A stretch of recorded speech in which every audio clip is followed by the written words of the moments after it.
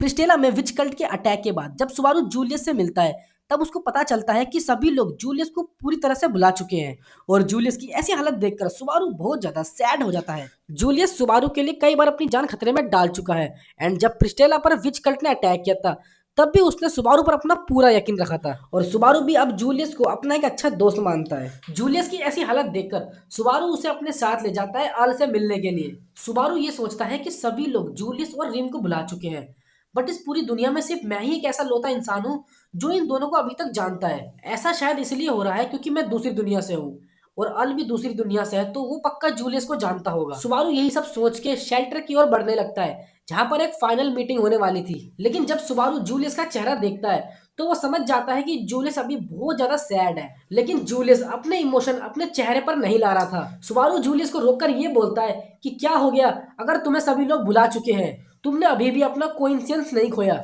अगर मैं क्रश की बात करूं तो उसको सभी लोग जानते हैं, लेकिन क्रश अपनी यादें खो चुकी है और इसी के साथ ड्रैगन ब्लड की वजह से वो बिस्तर पर अभी भी दर्द झेल रही है। और मैं रिम की बात करूं तो रिम को सभी लोग भूल चुके हैं सेम तुम्हारी तरह, और रिम एक गहरी नींद में जा चुकी है जो कि अभी तक उठी नहीं है। इन सब के बावजूद भी तुम अभी तक सही सलामत हो और तुमने अभी तक अपनी याददाश्त भी नहीं खोई है और तुम कोई गहरी नींद में भी नहीं गए हो। तो प्लीज ऐसा प्रिटेंड मत करो कि तुम दुनिया के सबसे दुखी इंसान हो।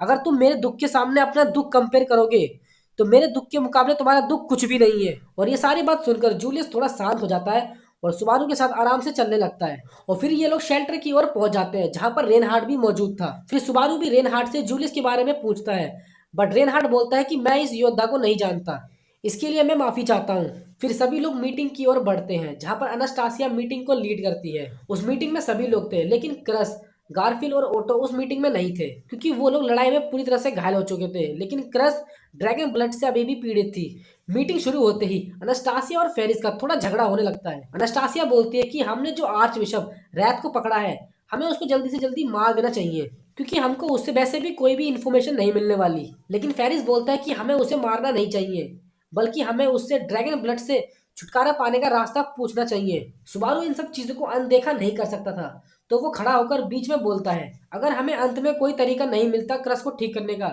तो मैं खुद क्रस को ठीक करूंगा, फिर भले ही मेरा पिछवाड़ा या मेरा मुंह पूरी तरह से काला क्यों ना हो जाए, मैं क्रस को ऐसी दर्द में नहीं रहने दे सकता। फिर अनास्टासिया बोलती है कि अब मैं तुम्हें इस मीटिंग का मेन मतलब बताने जा रही हूँ। फिर वो बोलती है कि लस्ट ने अभी तक जिन जिन लोगों को कीड़े मकोड़े में बदला था, वो अभी भी कीड़े मकोड़े में ही है। और इसी के साथ हमको ऐसी बहुत सी जगह मिली है जहाँ पर हमारे बहुत सारे नाइट एक गहरी नींद में सो रहे हैं, और कुछ नाइट तो ऐसे हैं जिनको हम पूरी तरह से भूल चुके हैं, और कुछ लोग ऐसे हैं जो अपनी याददाश्त ही पूरी तरह से गवा